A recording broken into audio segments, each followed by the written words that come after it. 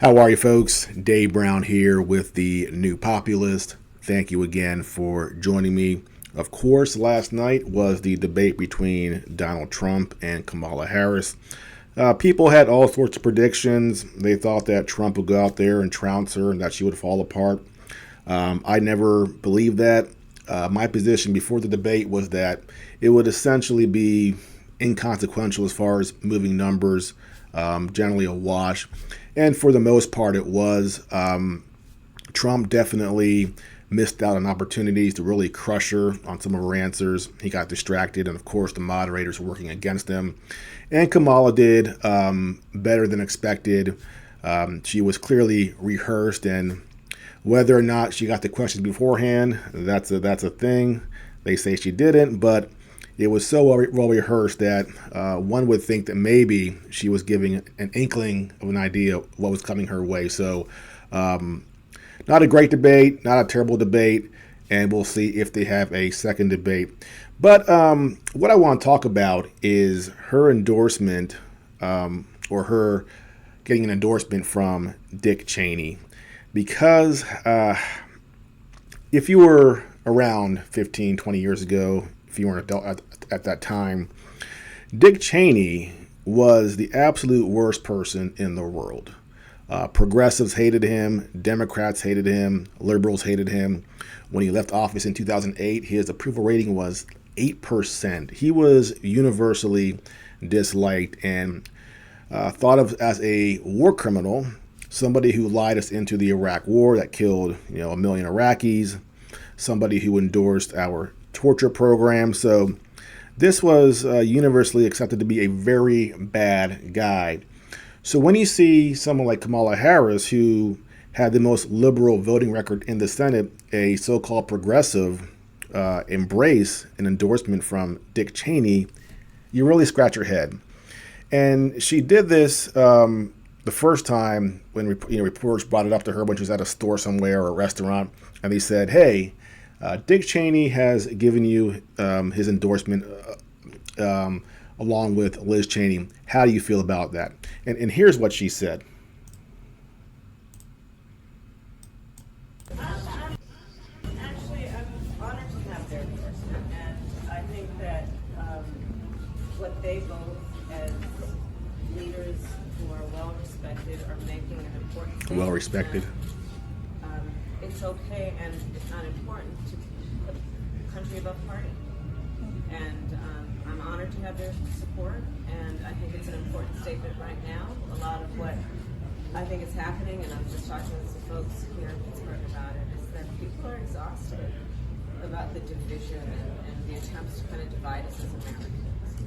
And them stepping up to make this public statement, I think is courageous, but also for people like the folks I was just talking with, it really reinforces for them that we love our country and we have more in common than what separates us.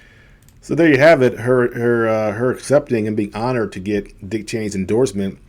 And if you think that maybe she responded that way in the moment and then perhaps later regretted it, well, during the debate, she once again brought up the endorsement and said that she was honored to have Dick Cheney's endorsement. So it's an absolute head scratcher for me that even if you theoretically would want his endorsement, or I just don't optically, I don't understand what their thought process is. Her campaign and Kamala herself.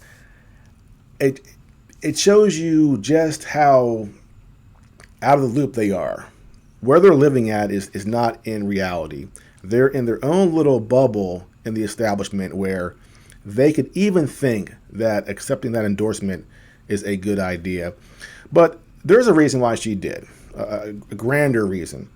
And I call it the continuity of the deep state. Neo-continuity. There is neocons in the administration right now with Biden. There were neocons under, unfortunately, Trump to a certain extent, although he fired many of them, under Obama, under Bush, under Clinton. And if you actually go through the current administration, all these people in his administration were supporters of the Iraq war. So I want to quickly go through all the people in the Biden administration and show their connections after I show you Dick Cheney and where he started at and where he ended up at, and really just show you the continuity through all these administrations and the fact that they are all Iraq war supporters. So we have Dick Cheney himself.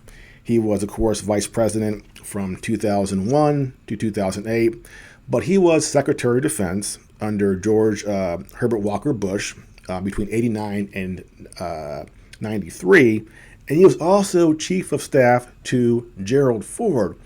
So that guy was in government in the 70s all the way to 2008. So he was there for a very, very long time. And of course, again, one of the architects of the Iraq War. And then we have Joe Biden himself.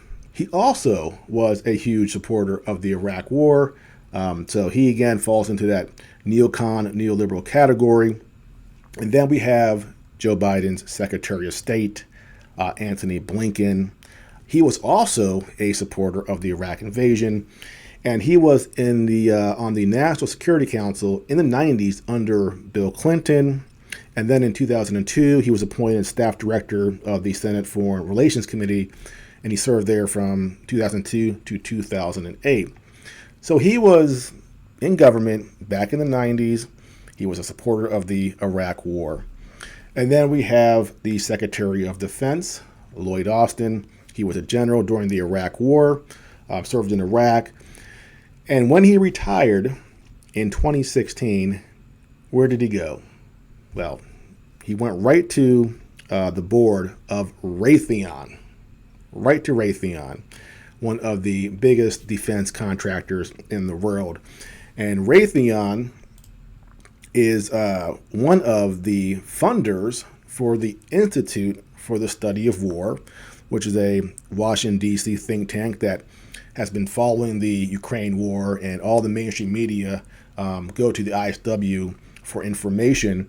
And the ISW was founded by Kimberly Kagan, who is the sister-in-law of Robert Kagan, who is the co-founder of the now-defunct PNAC, the Project for a New North American Century, the think tank that was really behind a lot of the wars in the Middle East, or their members were huge supporters of the war in the Middle East, and some of them helped to plan it.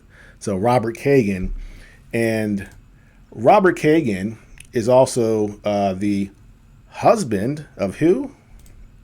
Victoria Nuland, who was the Deputy Secretary of State, who was in the State Department under Biden and Obama. She was in charge of Ukraine policy, and she served as NATO ambassador under George W. Bush. So follow those lines right through there.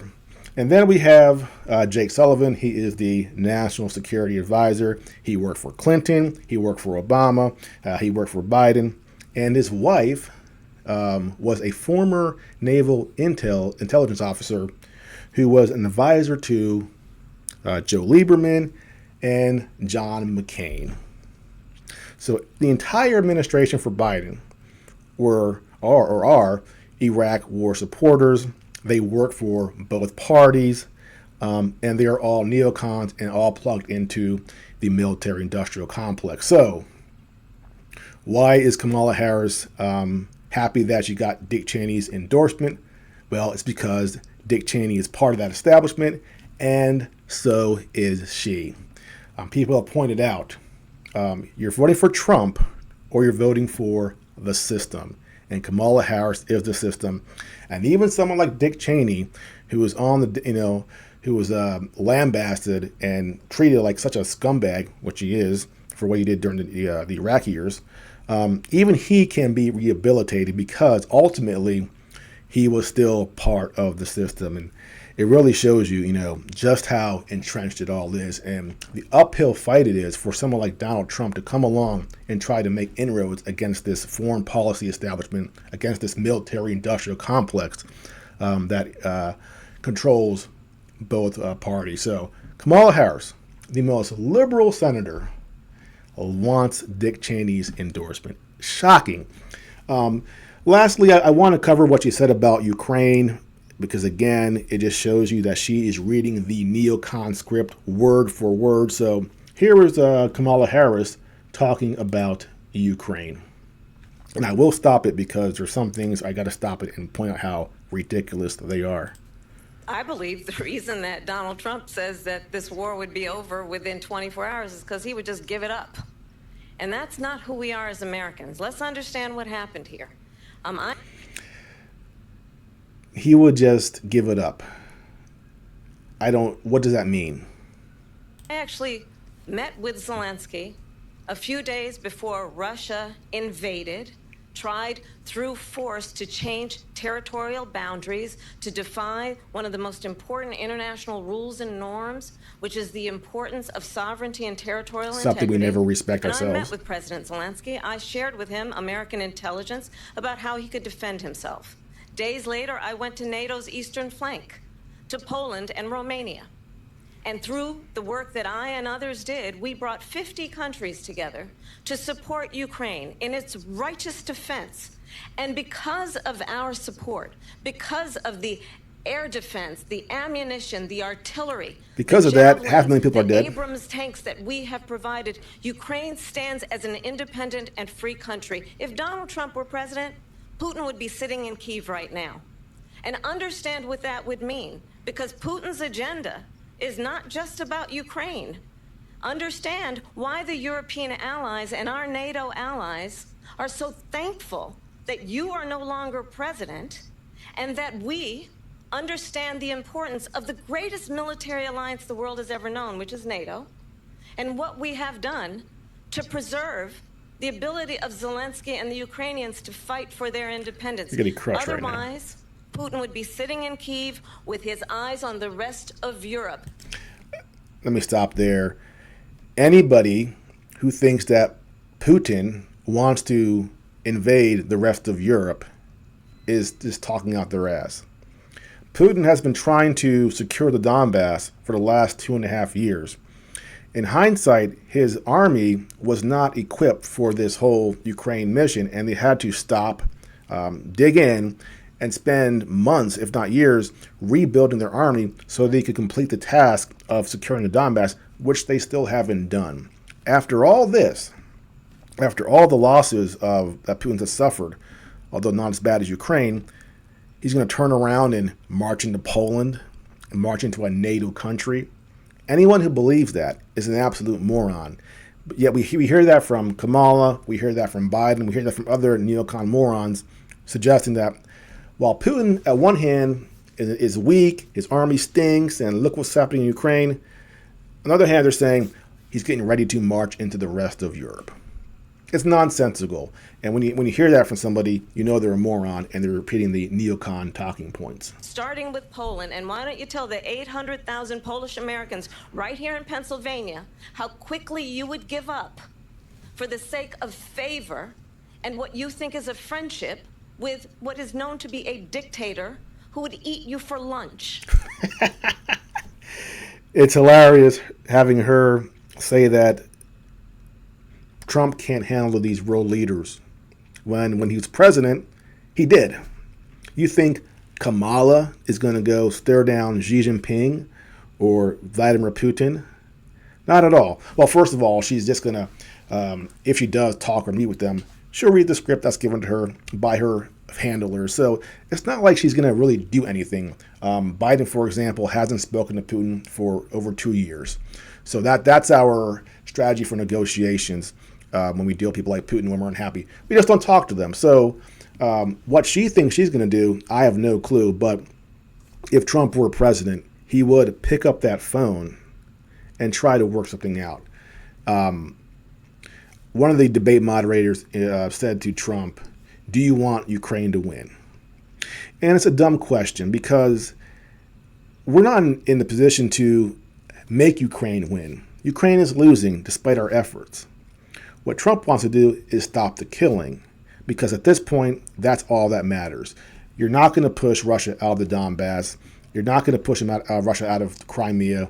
All you can do is stop the killing and settle this war before it escalates potentially into a World War III, which will be nuclear weapons, and we're all dead.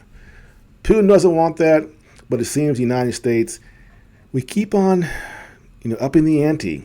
There's talks about us giving Ukraine long-range weapons to strike deeper into Russia. If we do that, if there's long-range missiles hitting Moscow, we are moving closer and closer to World War III. And those long-range missiles, they're not going to defeat Russia, but it could provoke a response where Russia goes after leadership in Ukraine. And again, that would be escalatory, and we do not want that. So everything Kamala Harris says here is idiotic. And I'll just leave with this, talking about the United States. We don't pick up and run. We don't leave. We stand for what we believe in. Well, ask the people in Vietnam if we at some point didn't just pick up and run. Oh, wait.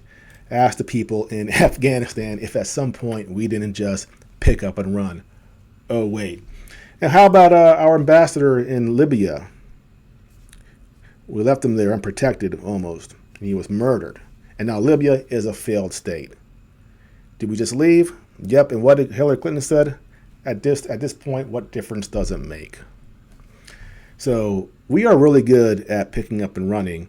And when it comes to respecting the sovereignty of other countries, I pointed out in other videos, the CIA has been involved in dozens of regime change operations, not because somebody was necessarily a dictator, but because the person in power who was democratically elected was going against the wishes of the United States. So we intervened with our CIA.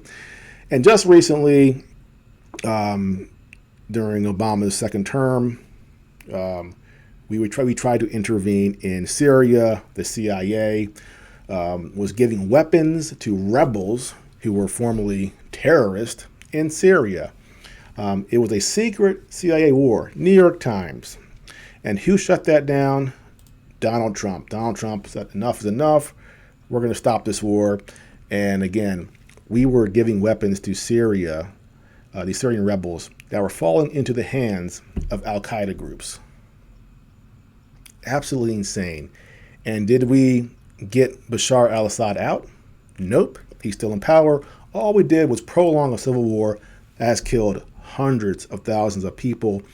And the things that ISIS and other terrorists did in Syria make the Mexican cartels look like choir boys. And some of the sickest things that ever happened in Syria as far as the murder and torture and execution of people. And that's what we covertly supported when we were giving weapons to these rebels in Syria. So when I see people like, Kamala talking about how honorable a nation we are, we respect democracy and people's sovereignty, it's an absolute joke. And it's embarrassing to hear him say that. So Kamala Harris, she got Dick Cheney's endorsement for a good reason, because, again, they are on the same team. They are team neocon. And in our government, unfortunately, we have neo-continuity. And only Trump can break that up if he gets elected in 2 months. And hopefully that happens. Well, that is it for now. If you are new to my channel, please like and subscribe, and I will see you next time.